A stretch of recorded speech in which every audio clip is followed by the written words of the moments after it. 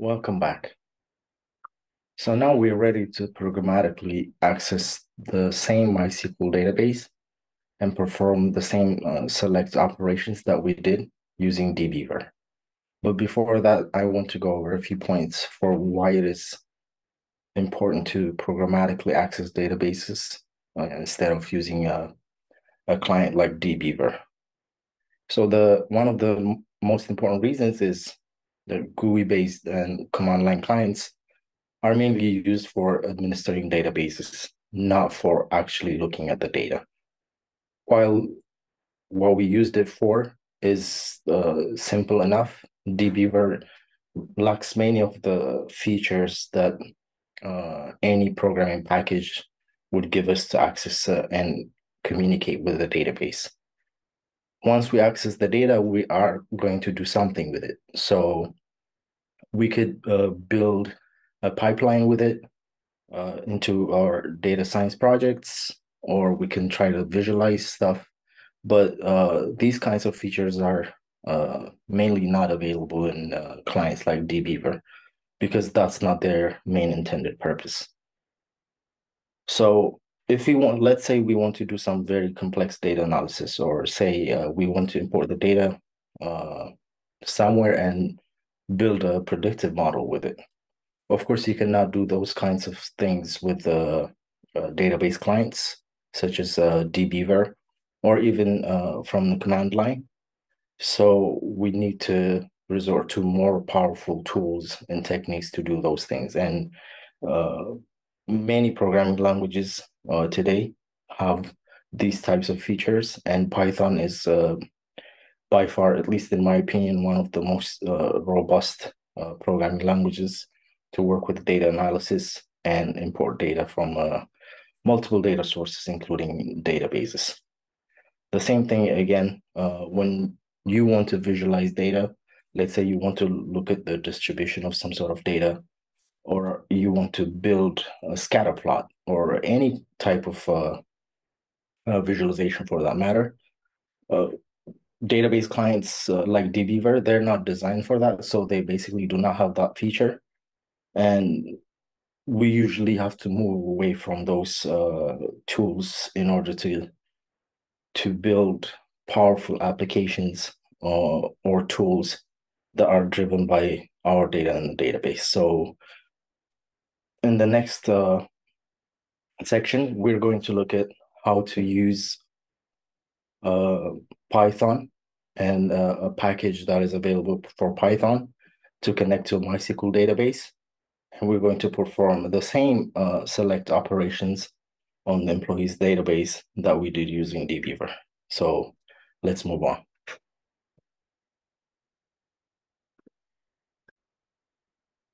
Okay, for this section of the module, we're going to install the Python MySQL connector.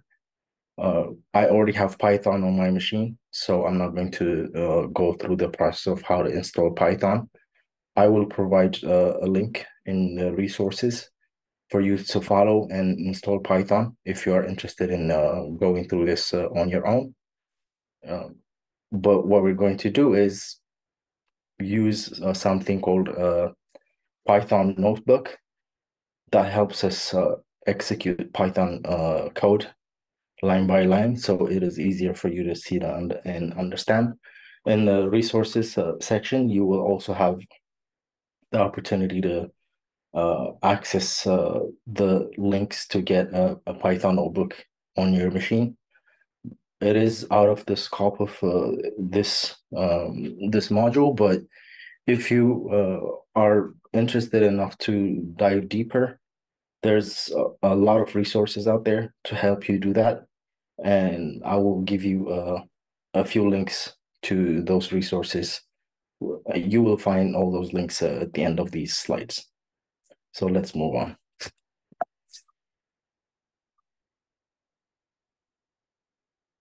So for this session, I already have my notebook open.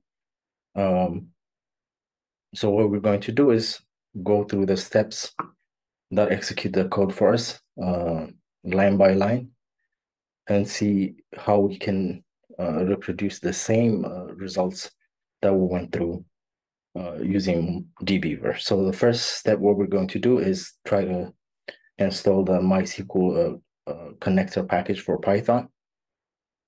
So this line, when we execute it, it will install the MySQL connector for Python. We use a Python package manager called pip to install that. So I'm going to execute this line. As you can see, it says requirement already satisfied because I already have the MySQL connector Python. But if you're doing this for the first time, it will go through the whole process of installing the package for you. So next, let's import the MySQL connector into our library. This command will do exactly that for us. So if you do not see an error when you execute it, that means it was a success. So not seeing errors is a good thing. So the next step is we're going to provide the same database connection parameters that we provided when we connected to the MySQL database using dbeaver. We need the username, the password, the host, and the name of the database. So this line will do that for you when we do MySQL .connector.connect and provide the username and password and the host and also the database name. If the connection is successful, we will have a handle to the connection, which we will use later on to execute our select statements. So this was a success. You can see now I have executed line 3. So we're good to go. We have a connection handler. So let's run some of the queries. So the first query we want to run is the same query that we used to count the number of employees in the organization. So in the GUI-based version or using dbeaver, you don't see it, but usually there's always a pointer to where our connection is in the database, which is called a cursor. So we're going to use the cursor to execute queries for for us, and then we get the results and visualize them. So this line will help us get the cursor from the connection. And this is one query. So this is the same query, if you recall, that we use to count the number of employees. So we formulate the query and then execute the query using this command. So it says cursor.execute, and then you provided the query. It will execute it and hold the results inside it. Now we can see what's inside the cursor by looping over it. This command, if you remember, only returned one row, which was just the count. So we can access the result in the cursor using this notation, which is basically accessing an element within an array of results. In this case, the array has just a size of 1 because, as we saw earlier, it only has a count. So this special statement, we will talk a little bit more about this in the optional section, is basically a quick way to test that what we expect is the correct one. So our expectation is that there are 300,024 employees in the organization because we've already seen that, and I actually took the number from there. So basically what we're telling the program is to make sure that the result that is being returned is 300,024. If anything other than that is returned, this when we execute this line, we will get an error, which means we did something wrong or our query was not correct. So when I execute this line of code, I shouldn't be seeing any errors. So let's do that right now. Okay, it executed. There are no errors, which means we did get the result, and it was 324. So this is a quick way of asserting that there are no errors in the execution of this SQL statement. So moving on to the next one, what we did was we asked the database, how many departments are there in the organization. And this is, again, the same query that we used before. So let's repeat the step and replace the query with the older query with this one and see what happens.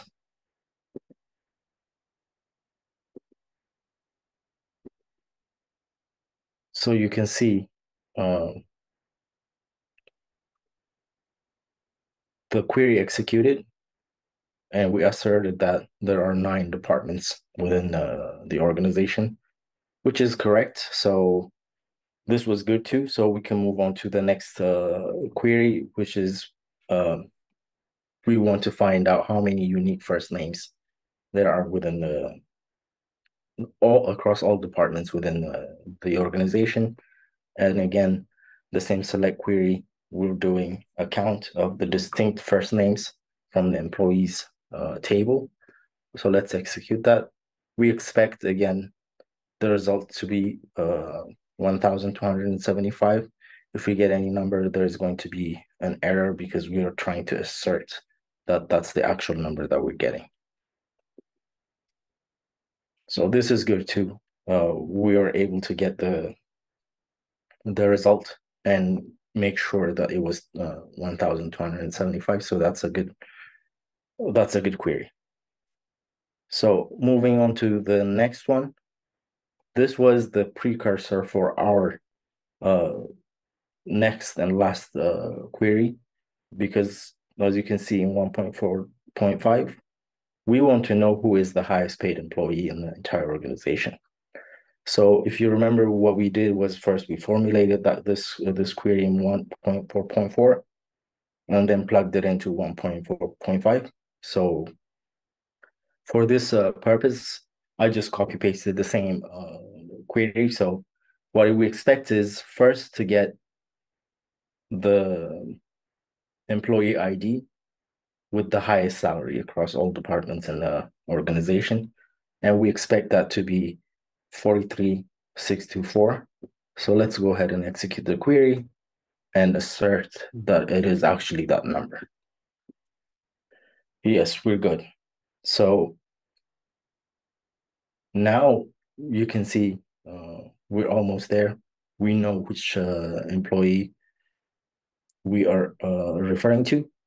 It's going to be 43,624, but instead of plugging in the number directly, what we're going to do is use this and compose it with the longer query, just like we did in dbeaver. So let's execute this one and execute. Now, this may be a little overwhelming for you, but you don't really need to understand what all the pieces in this code are. Basically, what we're trying to do here is to assert, after getting the results, to assert that the first name and the last name of the employee that is being returned by our query is going to be this person.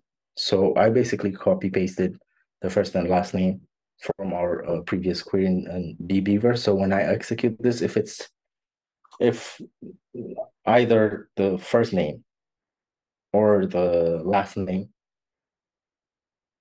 is not a match, this assertion is going to fail, and then we understand that we have done something wrong. Hopefully not. So let's see what's inside, or at least let's see if the assertion is successful or not.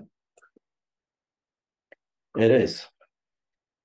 So with a few lines of code, we have successfully run about 5 queries, the same way we did them with dbeaver, but now we did all of that programmatically. So this is the world of programming as we deal with data.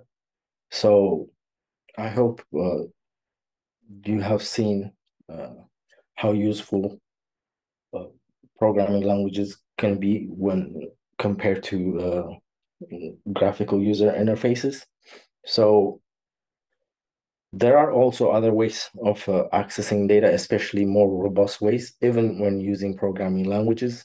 Instead of passing SQL statements directly, we may be able to deal with models that are created inside our code that can basically map to each table that you have seen. For instance, take the employees table.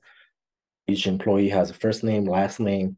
They have a salary and other information, such as employee ID. If we were able somehow to find a way to model that table as an object in our code, we may be able to use some tools that will help us map that object to a specific table so that we don't have to do SQL queries anymore. We basically work with the object. This concept in software development as it relates to data is called object relational mapping, or ORM. So basically what we're doing is we are mapping an object in our code in our program to a relational table or in a relational database, and hence the name object relational mapping. So it makes it much easier because database, especially like SQL, is not it's complicated. It can be very sophisticated, but learning languages such as Python is comparably much easier. So if you had a way to do the same thing that these SQL statements do for you in a programming language, then that would be hugely beneficial. So we're not going to go through object relational mapping in this video or in this module, but I will provide resources in the slides at the end of this module, where if you are interested, you can try to read more about what object relational mapping is, and of course, go ahead and use some popular libraries, whichever programming language you choose. There is one called SQL Alchemy for Python, which you can use to map your objects to relational databases, and it will become a lot more fun because then basically it looks like you write more code than SQL statements, and it makes the process of developing software or creating data science pipelines much easier, and also a lot more fun in my opinion. So this is what the demo is like. At this point, we are done with using like a demo to show you how to use a programming language such as Python to access databases. And what I recommend is, although it is optional, for you to take this notebook, which I will provide in the resources section, and start playing with it. And I will also provide a link to the MySQL connector for Python. That way you can look at the web pages, and there's a lot more examples that you can use to do a lot more than we did here. That way you will have a much better appreciation, hopefully, of how powerful programming languages can be when communicating with databases.